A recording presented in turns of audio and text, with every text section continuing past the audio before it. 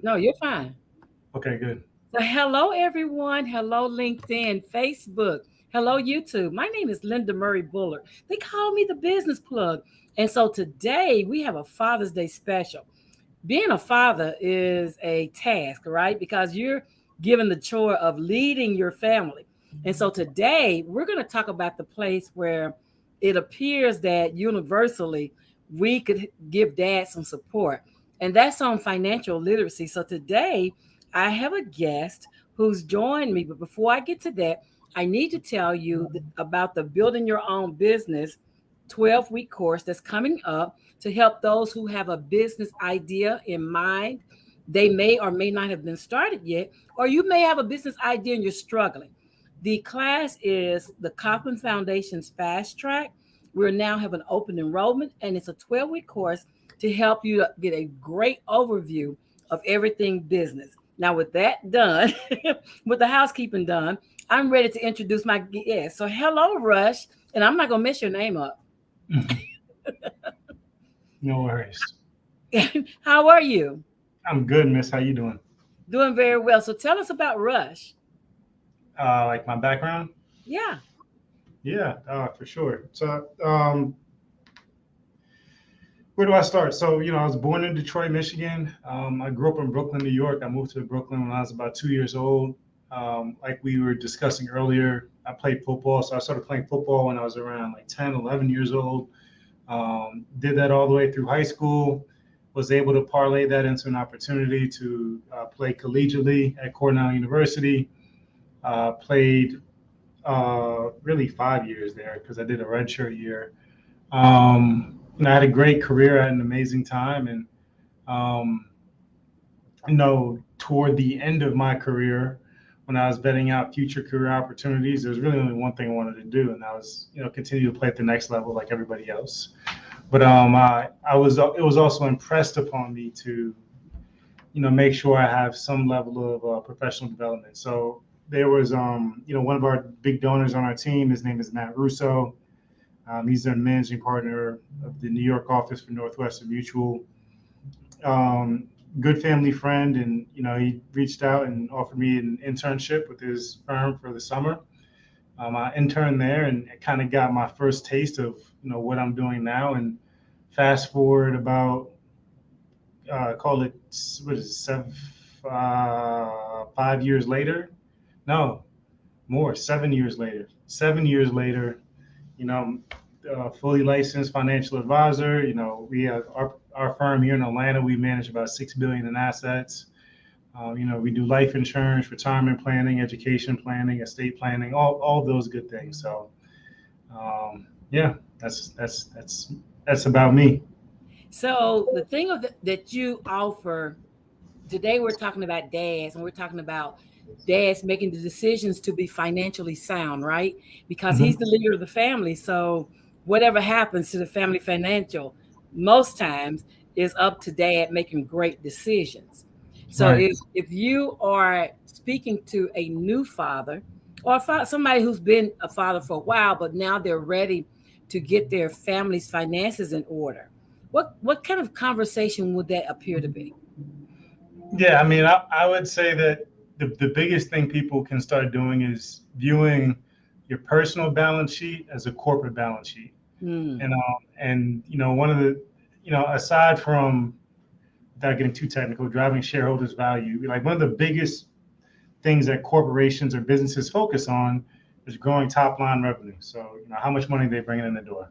So Yeah. if you're anybody, not just a new father, but anybody that's trying to figure out things financially, the first thing that you need to figure out is, how do I generate more income, right? And then from there, I think that iterates itself into, other things that you need to figure out as far as protecting that income, finding ways to transfer that income, and things of that nature. I love I love that you say generate more income, because a lot of people, uh I'm old school. So a lot of people used to say cut back. You need to find areas to cut back, but that reduces your life and is not good for the long term, right? So when you're talking about generating revenue, you're talking about using skill sets you already have, or looking at how you're doing things and maybe become more lean, but not necessarily you have to go, on this hunger diet. No more coffees, no more life, no more anything, just work and save money. Because that for long term is not a good solution. So I love that you said generate more revenue. Yeah. Being a business coach who help people start businesses and find more revenue doing the skill sets they already have, that appears to me, that appeals to me, because that's what it's all about. It's like living the quality of life that you want for you and your family, and then supporting that life, generating more revenue. All right. Yeah. So it seems basic and seems simple, but to a dad who may not know what a balance sheet is, right? Mhm. Because because a lot of blue collar, even white collar workers don't know what the financial sheets are, the financial statements. So what does that look like? I know it has three parts. So tell us about that so they can get educated on what a balance sheet actually looks like. Yeah, and I probably misspoke because you wouldn't find income on a balance sheet. You might find like accounts receivable, but there's two financial statements that you want to familiarize yourself with. There's basically I think it's three, There are but there's three. the income statement, statement of cash flows, and the balance sheet. Absolutely. Same Yeah, thing.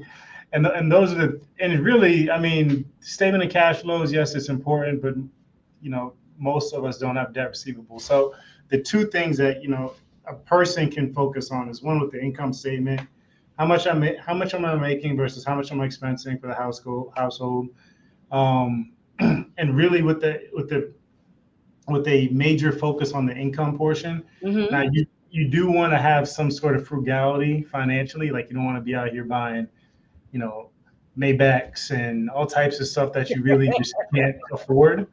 But at the end of the day, when you have inflation at multi-decade highs, you Hmm. can't cut back your expenses enough because the thing that you need, like food, shelter, clothes, etc., when those are appreciating, like even though food isn't in CPI, but when those are appreciating at about 8.5% on a year-over-year basis, it doesn't matter how much you cut back, right? Just because everything else is getting more expensive. So understand the income statement, understand how much money I'm making, understand how much I'm expensing. And as far as the balance sheet, you want to understand assets versus liabilities, right? So things that you own versus things that you owe to people. And the goal there is to always create a delta or difference, right? Where I own more than what I owe to others, right? Absolutely.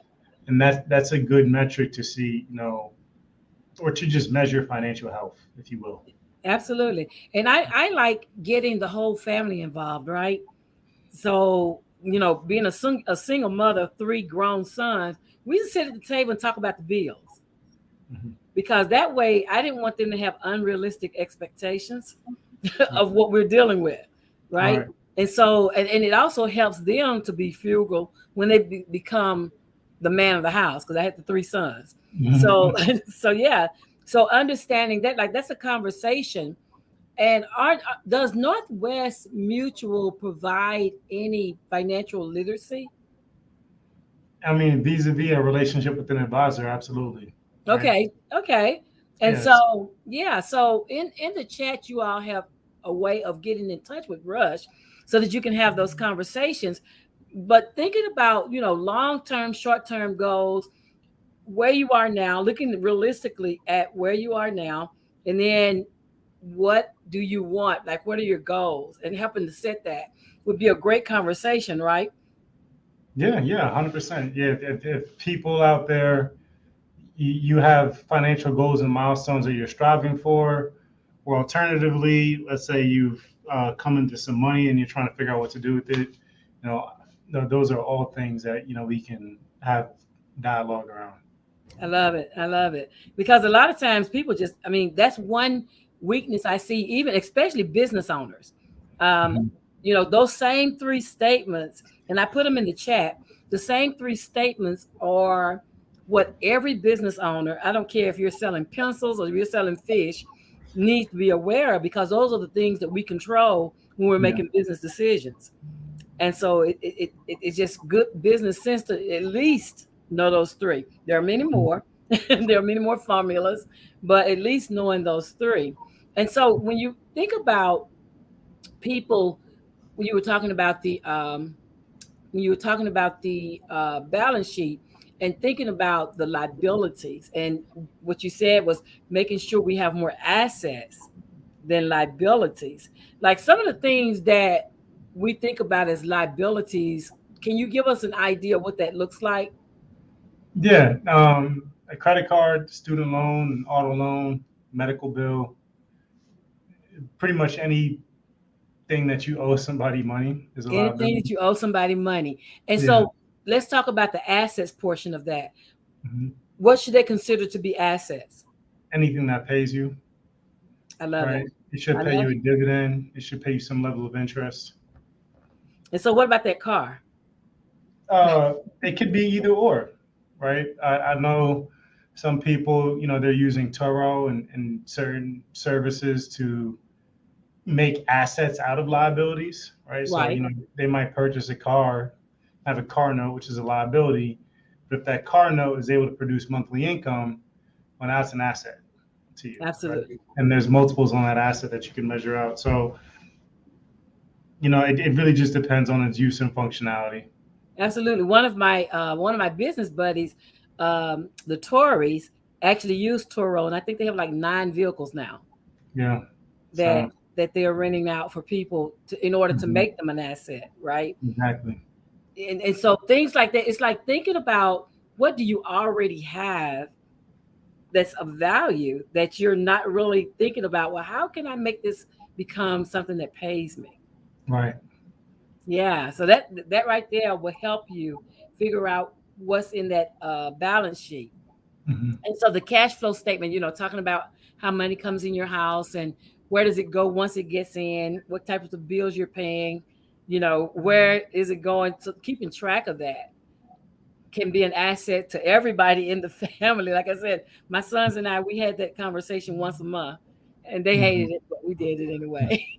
Now it's more important to them because now they're good. They're, have families and things, and even my single son, uh, Hmm. he's still responsible for himself. So Right. yeah. So, but financial literacy, what do you think is the most barrier to people wanting to understand their finances? Um, I think people are looking for an easy solution, an easy answer. Hmm. Now, I think that, uh, you know, the world of finance is infinitely complex. And I think that's really understated. And because of that, like anything else, like it's hard to be it's hard to be like in shape and really healthy because you got to work out, you got to keep up with your diet. There's new advancements in medicine that you got to keep up with.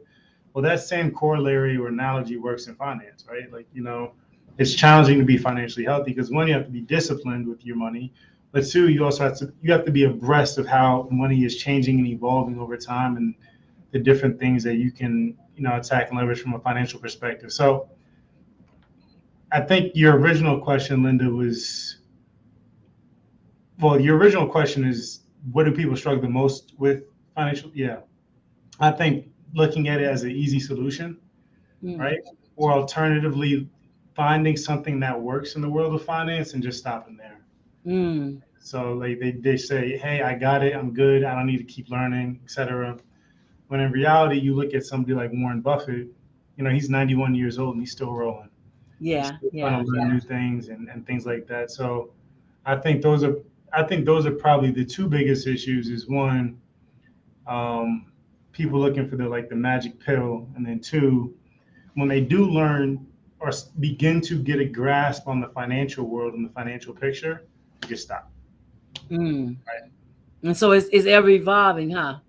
Yeah, absolutely. I mean, all the wealthiest people that I know, they want to continue to talk and learn and know about money, Hmm. right? As much as they know about, and I'm talking about guys that are running hedge funds, right? Hmm. Hmm. Um, as much as they know about money, they still want to learn more because they understand that it's something that's constantly evolving, like everything on this planet.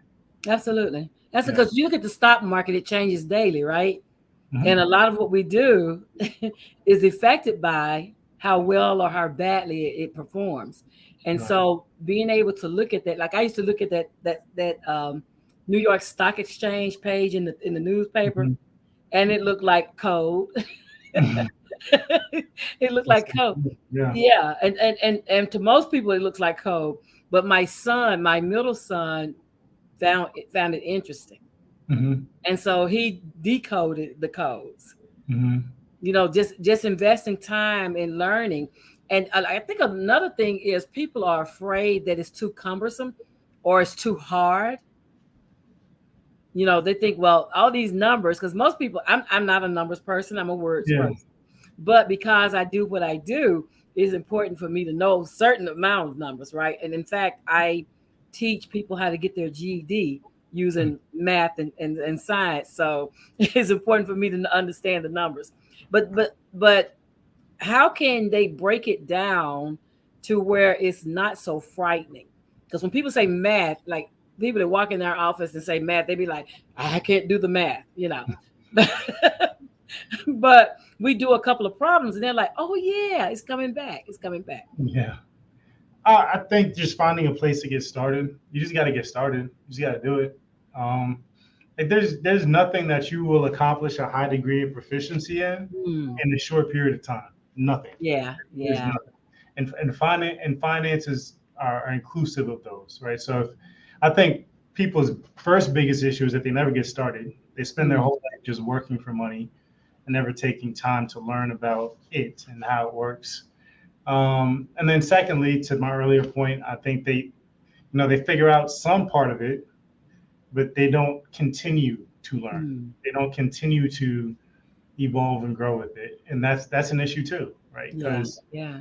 like everything else, it's something that it evolves, it changes, and it iterates over time. Absolutely, absolutely.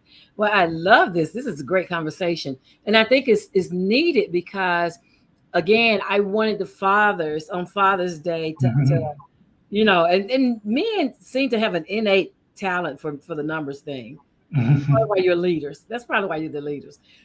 But just breaking down and refocusing, because everywhere I hear, like the high school students that I'm talking to, the business owners that I'm talking to, the average person I'm talking to, is like the finances. Ooh, when you start talking finances, eyes start rolling back in people's heads, and they're like, I don't understand that. That's a lot. you I mean, know. I think candidly, Linda, that's the benefit of working with a competent advisor, right? Absolutely. Because they're going to be able to take some of that off of your plate, I love right? that. I You love know, that. to free you up to go focus on everything else. Like when with your car, you don't know how every little piece of your car works, right? Hmm. But Hmm. you know enough that you know when something's wrong, you got to take it to the shop, or if there's something that I can fix versus what somebody else can fix. And it's the same thing with an advisor, or even like you think about your health, right? We don't know like every artery and bone and organ in our body, but we know the big ones, and we know when something's not right, and we know generally how we should maintain and take care of ourselves. But at the end of the day, finances, just like you know any other service-based industry, um, trying to make sure I don't lose myself here. It's something that you should outsource to competent professionals, Mm. right? I And love that. I love that. I'm all about performing in my genius and then hiring for my weaknesses, right, right, because that's somebody else's genius, right? yeah. And so, what questions, for people who are looking for a financial planner, Hmm. what are some good questions to ask? Like, Um, what should they, how should that conversation start? yeah, I think a really good one is how do you get paid? That's a Mm. great one. I think another great one. I mean, it's tough because it's going to be so individualized. Another great one is how can you help me, right? Like specifically, what are like two to Expectations. three things, yeah, that you can actually help me with. What is this? What will this relationship look like? What can I expect to get out of it? What are you going to need from me, right? But both financially, as we mentioned earlier, or just for me, because a relationship is a two-way street, right? So like, Right. what does a client need to provide to the advisor for the advisor to service them the best. So I think those are some of the things that you should ask. I think, incentives govern a lot of behavior. Hmm. I think the how do you get paid one is a really good question. That is a great one. I didn't think of that Yeah, one at all. yeah. But Yes. as depending on your individual situation, there could be other things that you want to be asking as well. Right. And is it wise for the person seeking um, advisement to have some level of skill set or some level of knowledge about where they stand financially? Or is that something that the advisors can help them go through the weeds with? They should absolutely.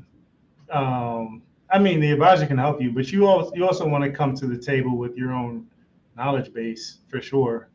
Just you don't want to be completely ignorant of how these things work, Right. right? Right. Because that leaves you in a position where you can get taken advantage of. And Mm. again, not to be redundant here, but I think that that holds true for the relationship that you have with your CPA, your attorney, your physician. Um, shoot, even like your barber, Yeah. whoever does your hair, right? You should know, like, what does it, and this is usually common knowledge, but I should know how much a haircut costs generally. Mm. You know Right. what I'm saying? I should be able to articulate what are some of the things that I want to get. Like when I sit down in a barber's chair, I have to know the different hairstyles that I want to ask my barber to cut me. So it's the same thing with finance, right? You do definitely want a base knowledge that you Mm. can, bring to the situation to make the relationship more fruitful. Absolutely. Absolutely. I love that because a lot of times we put things like finance, you hear it all the time where people are paying back taxes or the old taxes because they haven't, it's not that they have not filed their tax returns, but they put somebody else in charge and Mhm. then they didn't do their due diligence in following up and making sure things happen. And so even in financial advising and financial planning, you want to make sure your expectations are clear Mhm. and that Absolutely. you're following up. Absolutely. Yeah. But yeah, so well, we're gonna close now. So this has been really, really good. I appreciate this. So Mhm. so what lasting parting words would you leave with the people who are watching this doing the replay? Yeah, I would say if you don't take anything from this, some of the some big takeaways is one, income comes first, right? So grow the top line as much as you can. I would say two, outsource everything but your genius. So to your point, Linda, that's the reason why we hire these professionals in their various spaces. So you want to work with same way you want to have a competent dentist, you want to have a competent financial advisor, and then three, just get started. All right, I I think about my knowledge base now versus where it was when I first got introduced to this world in 2015, and it's completely night and day. Mm, I remember somebody mentioning, how permanent insurance is similar to like a Roth IRA, and I didn't know what either of those meant at the time. I had no idea. So not you definitely have to get started somewhere, and then just don't stop once you get started. So don't ever feel like, hey, I got this figured out. absolutely, absolutely. I love it. Yeah. Great advice, great advice. I thank you so much for your yes. I thank you for helping my even on Father's Day. I said Father's Day. And he was like, well, yeah, I'll come on, I'll tell people what to do. I'm like, yeah, that'll work. Because we do need financial literacy. And it's needed whether you're in business, whether you're the head of the family, like wherever you are, you still need to understand finances. So I do really appreciate your yes. I'm going to close us out. My name is Linda Murray Bullard. They call me the business plug. And today I have just plugged you in to financial literacy with my friend, my new friend, Rush. Reach out to him in the comments and let him know that you saw him here. And if you have any questions for him, then by all means, please share those with him at that time. So until next Saturday, until next Sunday at 7 p.m. Eastern time, I'm signing off, and I hope you have a best week, your best week yet. Good night, everyone. Absolutely. How's